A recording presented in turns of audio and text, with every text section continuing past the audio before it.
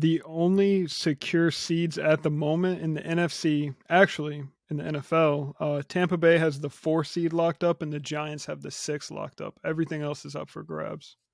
So the Giants don't have anything to play for this week, but is Brian Daboll of the mindset of resting his guys ahead of the playoffs or keeping the engine running headed into the playoffs? You know what I I mean? believe he reported he's going to play a starter. So See, yeah, so that's good.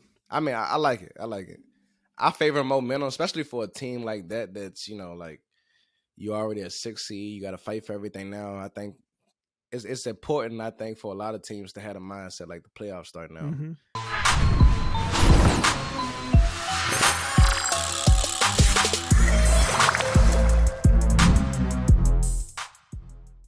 All right. The Week 18 is fast upon us. The regular season is almost over. The playoff picture is coming together, but it is not nearly complete. We've got quite a few important games in Week 18, and you heard it here first. I called the Green Bay run, and it looks like it's a possibility for them to sneak into the 7th seed. Yeah, man. It's crazy to even think about it now, but quietly, but surely, Green Bay is actually one of the hottest teams in the league. And then, going into this last matchup, they're going into one of the other hottest teams in the league, which is the Detroit Lions. So I think it makes for a great, a great matchup. And then, that'll be the Sunday night game. So it's definitely a good way to cap off, the NFL playoffs, get everything started. Which team do you think you would prefer to make the playoffs, Green Bay or Detroit? Who would you rather play? I've kind of been going back and forth on this one, like over and over. I know everybody got like their favorites who they want to play. Some people don't want to play Brady, Aaron Rodgers. But then it's like, obviously I don't want to see Aaron Rodgers. I'm gonna stick to that side. But then it's a thing where it's like, be careful what you wish for, man. Detroit Lions, their last loss, I believe, was $2, if I'm not mistaken. No, I think they just lost. Wait, over just the well weekend. prior to that loss, yeah. Right. But before then, they went on like a 7-game winning streak. You know what I mean? True. So I mean, this is a very fairly good team, man, and they can come in and knock out anybody, man. They playing well. So I mean, obviously I would have to pick a Detroit, man, but I think at this point, man, you can't be picking and choosing, man. You know what I mean? I think, we're going to have to look at this gauntlet. You're going to go through it either way, whether we start off with a Brady and now we have to travel to Philly or San Fran. It's like, it's a lot of good teams playing well at the right time. If we had a preference, I think it would maybe be like the Giants, but I don't even see the Giants crossing our path or anything like that. So I just think, man, like whoever it is, man, I think if you want to be that team, man, just whatever we got to do, let's just make it there, man. Whether it's Detroit, Brady, we're going to have to exercise some demons somehow. True. Let's talk real quick about the number 1 seed. So the NFC 1 seed is held by Philly at the moment, but it is not clinched. A Philly loss opens the doors for Dallas, San Francisco, and Minnesota. And then it's a snowball effect from there. Do you think Philly wins this week against the Giants and clinches up the 1 seed? I mean, I would assume so. Depends though. If the Giants gonna play their starters, if Brian Daboll is gonna come out and maybe he wants to start some momentum. Because honestly, truthfully, I thought that Philly would, possibly beat us. I thought that I ain't gonna say it was no way they would lose to the Saints, but I still favored them in that game. And now we're down to this last game, so it's definitely possible. It's looking at it like with Minshew in there, they do have a good team, but for some reason, I think it's easy to look at the fact that a lot of things dropped off of, Jalen Hurts' running ability. And even if he's to get back in there right now, you got to realize this is a guy who has a hurt shoulder, on a run first team. And, it's going to present some problems, not for the opponent, but for them themselves as far as, like, do you risk him? What type of ways, heading into these playoffs? So I think it's definitely a possibility they could drop this game too, man. It's not the same team right now. And, strangely, it hasn't been all offense. The defense, the Cowboys, we've seen them able to drop 40 on them. We see a Saints team coming there last week. It wasn't a lot of points, but, they was able to move the ball pretty effectively. So I think, they just kind of fighting some adversity right now, but it's very possible to get a loss here. And then if that does happen, then I don't foresee Dallas get a number 1 seed. I'm going to just be honest. I don't see San Fran and Minnesota, I think we got to hit a hit over Minnesota, but I think if they was to lose, I think Dallas would slot somewhere in the 2 seed. But then you got to think about it, right? So if the number 1 seed is out of play, you know what I mean? Let's say San Fran takes that number 1 spot.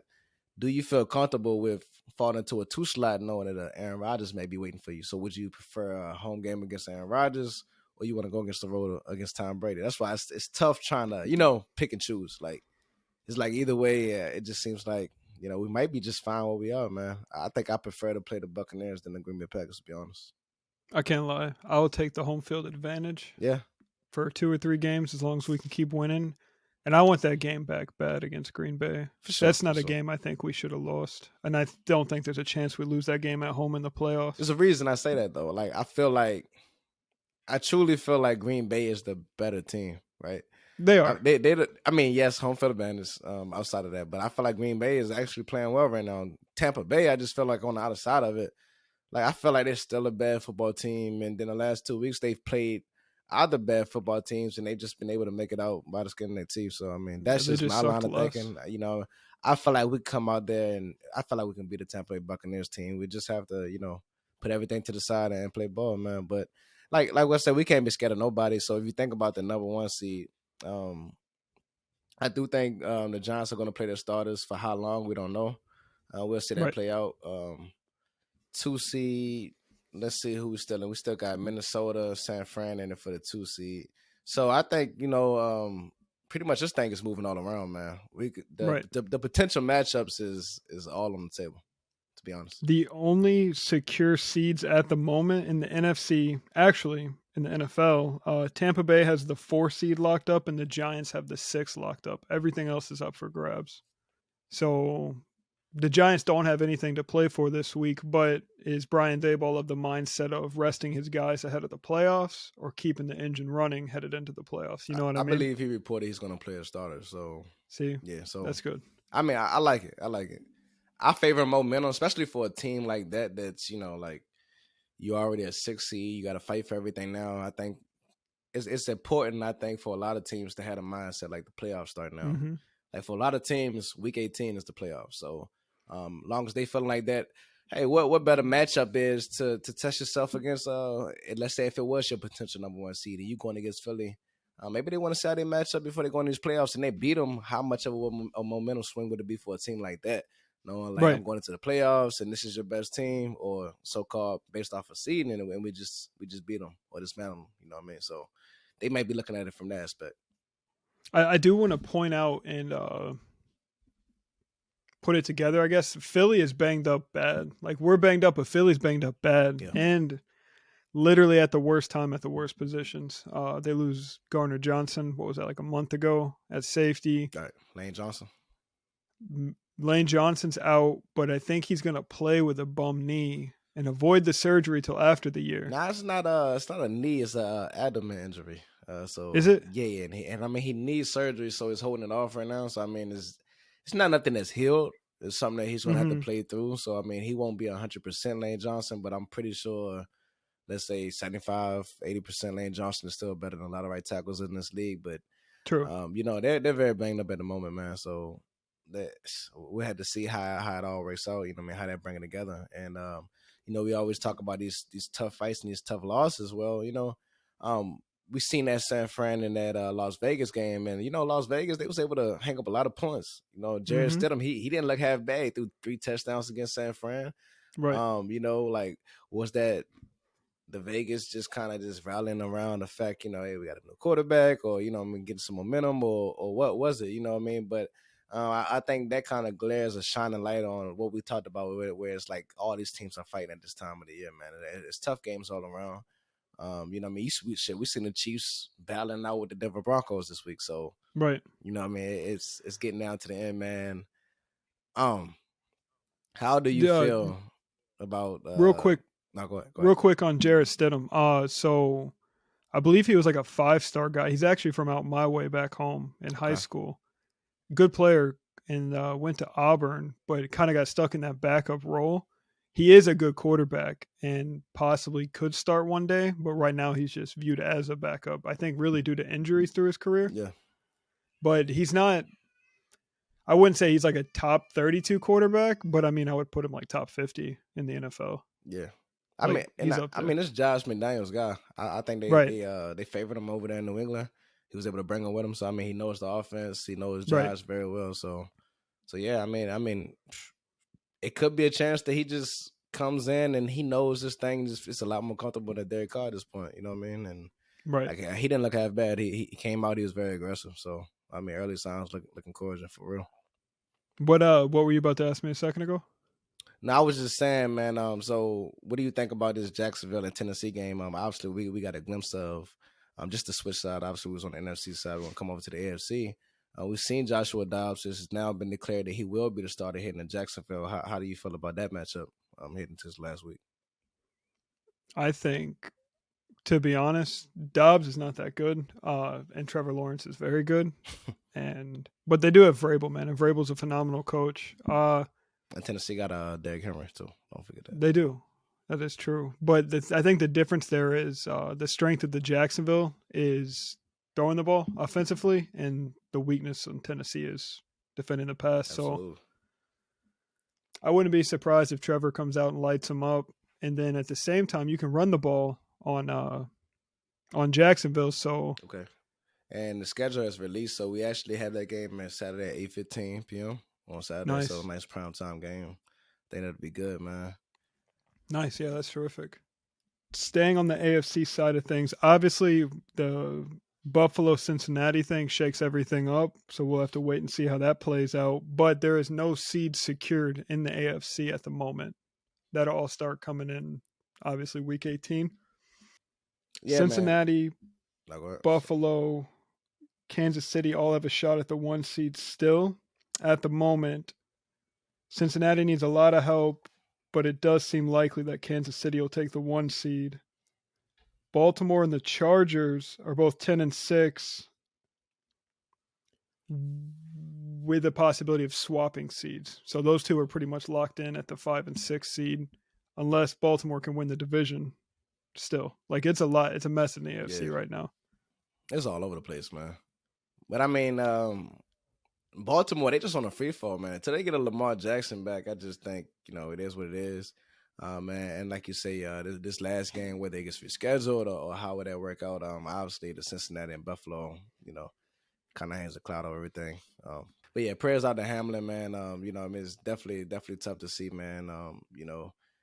But I mean, if depending on how it shakes out, it kind of just brings that last game between Baltimore and Cincinnati. I mean, that 5 seed and who wins that division to play. Um, but I mean, the Chargers, any one of these teams can do something major. I think the 7th seed is more to talk about. I mean, whether New England gets it. I think Mm-hmm. Miami are who they are right now. Can Pittsburgh get in? Maybe, but I think Miami is on a free fall at this point. I think a couple questions for you. Like my Tua is obviously not going to play this week. I don't think, which means they'll probably lose. But it's probably time for Tua to shut it down for the season. Yeah, he should be Um, out for sure. on the other side of this, Baltimore has a playoff spot clinched. We just don't know what it is. But I have a strong feeling Lamar's not playing in the playoffs, bro. Yeah, okay, that's a hot take. I think he's coming back, man. He's been rested for what about 4 or 5 weeks, man. I just don't know if it's a business decision at this point because if he comes out there with a sprained knee and blows his whole knee out without that True, contract, man, true. that's a problem. But then it's like, okay, you want the contract, but okay, and you got all these guys in the locker room. How do they view him in the locker room if he doesn't come out and he lines up for his guys? So, there's both sides to it, but obviously you have to understand both. So Right. I think if But he truly believes that if he's truly healthy, if he's not healthy, no, don't go out there. I mean, whatever. But if you can go and play ball, I see why not, man. Go. You've been healthy. You resting. In the playoffs, we all know what happens in the playoffs. And Baltimore, I mean, it's not a bad team when you put Lamar Jackson in there. Anything can happen. so as it stands, we talked about the three teams kind of on the outside looking in. We've got New England, Miami, and Pittsburgh fighting for that 7th seed. Of those three, who is the most likely to advance in the playoffs to you? New England, Miami, and None? Pittsburgh. So, I think To be honest, it would have to be my the crazy thing about it would have to be Miami just based off of the Agreed. weapons. But um, Pittsburgh, I just don't feel like it's a good team. And then New England, most of their wins, like I just feel like it's a good team at home, and then on the road, not so good, and then overall they just an average team. So saying that Right. they are going to be a 7 seed, they'll be going on the road every single game, meaning they'll match up with a team like either Buffalo. I mean, we've seen them. They played Cincinnati. Okay. I think the scoreboard kind of misled what that was last week. They was able to get back in it off of some turnovers, whatever. But I think any one of those top 3 teams, if they was to fall into that slot, would knock them out instantly. So I True. don't think they'll stay around too long. And then, so that kind of shapes things up in the playoff picture. I do have another interesting point. So the fight for the number 1 overall pick is taking place this weekend as well. You've got the Texans visiting the Colts. And with a win and a Chicago loss against Minnesota, Chicago gets the 1 pick. Ooh. With a win for who? Houston? Yeah, so Houston, if they beat the Colts and then the Bears lose to the Vikings, the Bears get the 1 pick. Oh, the Bears, they probably will lose to the Vikings. Right. That's very possible, man. I don't think Lovey's not. I think Lovey knows what's going on. It's only if Lovey feel like maybe he'll be around next year or not. You know what I mean? Does he have that leash to be like, this number 1 pick will be for me next year? Because if not, they scratch it. We're gonna play. You know what I mean? I still got to put my resume out. So that's the only thing I could think of. I mean, but you got to think about Houston, man. It's a bad team, but I mean, they've been playing. I ain't gonna say well, but they've been competitive. If you look over like the last 5 to 6 weeks.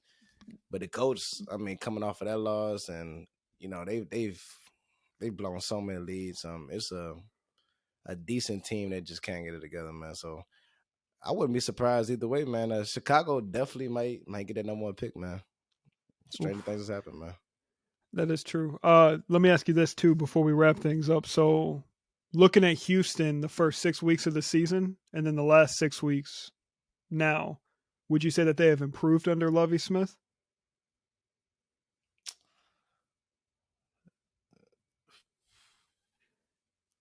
I guess basically what I'm getting at is like, do you try to keep Lovie Smith? It's tough, man, because they play tougher. Yeah. Okay. Yeah. It's like if I'm looking at one, that's what I'm saying. If I'm looking at one loss, right, it's like they don't win. They don't win. You don't win. But they've been in a lot of games, and they've went up against some of the better teams in the league and have hang in there. You know what I mean? And right. You know what I mean? Is that based off of talent? No. If it's not based off of talent, then I think you got to base that off of coaching and these guys getting up for their coach, man. So it's like they like pretty much like I think if not the worst, like the least talented roster in the league, man. So I think what I mean, I don't see the benefit of firing a guy like Lovie Smith right now, unless you feel like you can come out and you can be.